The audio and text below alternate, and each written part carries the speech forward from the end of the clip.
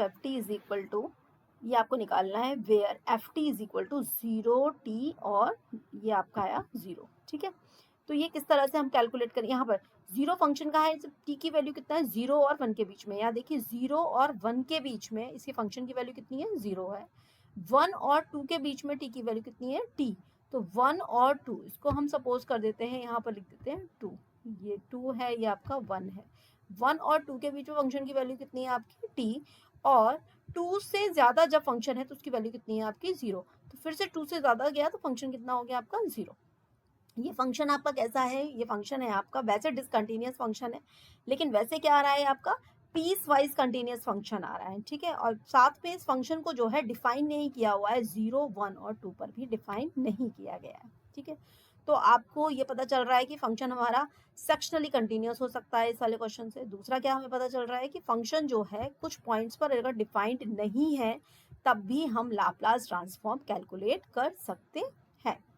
तो यहाँ पर कितना आएगा आपका Laplace of F T is equal to, यहाँ पर वैल्यू पुट कर दीजिए, सबसे पहले लिमिट को ब्रेक करेंगे, 0 से लेकर 1 ई की पावर माइनस पी टी, 0 से 1 के बीच में फंक्शन की वैल्यू कितनी है आपकी 0, इसके बाद 1 से लेकर 2 ई की पावर माइनस पी टी, ठीक है, 1 से 2 के बीच में कितना है टी, और 2 से लेकर, ये गलत हो गया है, 2 से लेकर आएगा यहाँ पर इन्फिनिटी लिमिट आएगा, ठीक है, यहाँ पर 2 से लेकर इन्फिनिटी ई की पावर माइनस पी टी, यहाँ कितना आएगा 0 इंटू डी टी। तो इन दोनों फंक्शन की वैल्यू तो 0 हो गई, अब केवल क्या बचा आपका 1 से लेकर 2 ई की power minus p T into T into d T, ठीक है। ये आपको सॉल्व करनी है लिमिट किससे, बाय फर्स्ट प्रिंसिपल से। अब यहाँ पर कुछ बच्चों को जो है धोखा हो जाता है, वो क्या करते हैं कि ये जो है हमने देख लिया कि ई की power minus p T into d T, T into d T, तो लाप्लास तो ये टी का, हमें तो ये फॉर्मूला टी का दिख रहा है, नहीं ये लाप्लास का फॉर्मूला नहीं है, या लिमिट देखिए आप, लिमिट कितनी है 1 से लेकर 2, जो लाप्लास का फॉर्मूला होता है वहां पर लिमिट कितनी लगी होती है 0 से लेकर इन्फिनिटी लिमिट लगी होती है। तो यहाँ पर आप इसको डायरेक्ट टी स्क्वायर बाय 2 इसका आंसर नहीं लिख सकते हैं, इसको आपको टोटल सॉल्व करना पड़ेगा बाय फर्स्ट प्रिंसिपल। इसको आई लेट का फॉर्मूला हमें मालूम है सबको, तो आई लेट के फॉर्मूले से हम क्या करेंगे, इसको सॉल्व कर देंगे, ठीक है, I L A T E,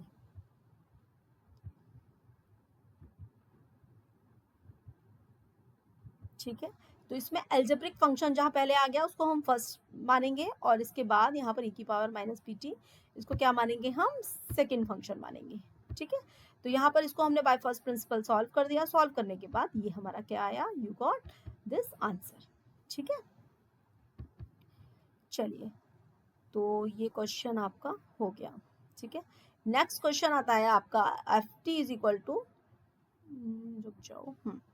F T is equal to कितना आया आपका, f T is equal to आता है आपका sine t upon 0, sine t value कब है इसकी, टी की वैल्यू जब 0 से लेकर पाई है तब इसकी वैल्यू कितनी आएगी आपकी साइन टी आएगी, और टी की वैल्यू जब पाई से ग्रेटर हो जाएगी तो इसकी वैल्यू कितनी हो जाएगी आपकी 0 हो जाएगी, ठीक है। तो यहाँ पर फंक्शन है find Laplace of F T. अब यहाँ पर फिर से हमने लिया, तो ये फंक्शन आपका कितना आ रहा है 0 से लेकर टी पाई, और यहाँ पे कितना आ रहा है 0, तो t इज इक्वल टू पाई पर कितना आता है टी साइन पाई, अगर हम देखते हैं तो sine pi is equal to कितना आ जाएगा 0 आ जाएगा, पाई से 0 0 आ जाएगा, तो ये सेक्शनली कंटिन्यूअस आ गया ये भी फंक्शन आपका, ठीक है। F T is equal to 0 से लेकर इन्फिनिटी की power minus p t f t into d t, इस एफ टी को हमने ब्रेक करेंगे फिर से लिमिट को, 0 से लेकर पाई के बीच में फंक्शन कितना है साइन टी है,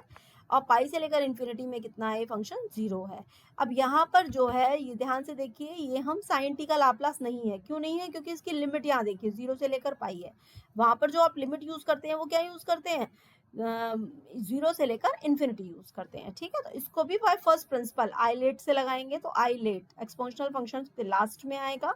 ठीक है, उससे पहले हमारा ट्रिग्नोमेट्रिक फंक्शन आ जाएगा, तो ट्रिग्नोमेट्रिक फंक्शन को फर्स्ट फंक्शन मानेंगे, इसे सेकंड फंक्शन मानेंगे, और इसे हम सॉल्व कर देंगे, और यहाँ पर ये आपका आंसर मिल जाएगा, ठीक है। अब देखिए साइन टी का एक्चुअली कितना होता है लाप्लास, साइन टी का होता है आपका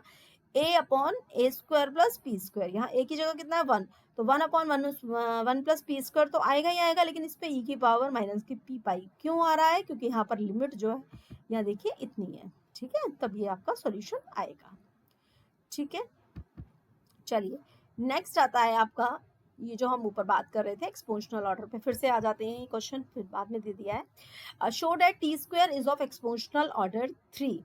show that the function E की power T square is not of exponential order as T approaches to infinity. ये मैंने बताया था कि अगर T square mod of T square की वैल्यू जो है ये कितनी आ रही है आपकी, mod of T square is less than E की पावर 3t। ये था ना आपका function of F T is less than E की पावर ए टी। अगर फंक्शन की ग्रोथ ई की पावर ए टी से कम हो जाए तो फंक्शनल आपका क्या हो जाएगा, ये आप ग्राफ ड्रॉ करके देख लीजिएगा। टी स्क्वायर का ग्राफ किस तरीके से आएगा, टी स्क्वायर का ग्राफ इस तरह से आएगा जैसे हम वाई स्क्वायर का ग्राफ लेते हैं,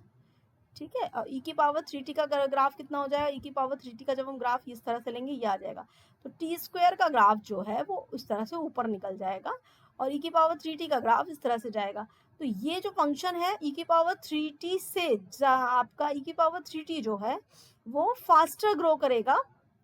आपका टी स्क्वायर से, ठीक है। तो इसका मतलब क्या हो जाएगा, जैसे ये फंक्शन फास्टर ग्रो करेगा तो ये फंक्शन जो है आपका फंक्शन ऑफ एक्सपोनेंशियल ऑर्डर होगा। लेकिन ई की पावर टी स्क्वायर की ग्रोथ जो है ई की पावर ए टी से हमेशा क्या रहेगी, लेस रहेगी। जब मैं अगर ग्राफ प्लॉट करती हूँ तो ई की पावर ए टी का ग्राफ अगर ये रहा हमारा, ठीक है, तो ई की पावर टी स्क्वायर क्या रहेगा, हमेशा आपका ई की पावर टी स्क्वायर हमेशा इससे ऊपर ही रहेगा। तो ये इससे कभी भी ऊपर नहीं निकल पाएगा। इसका मतलब ये फंक्शन जो है वो आपका exponential order as t approaches to infinity पर नहीं होगा, ठीक है।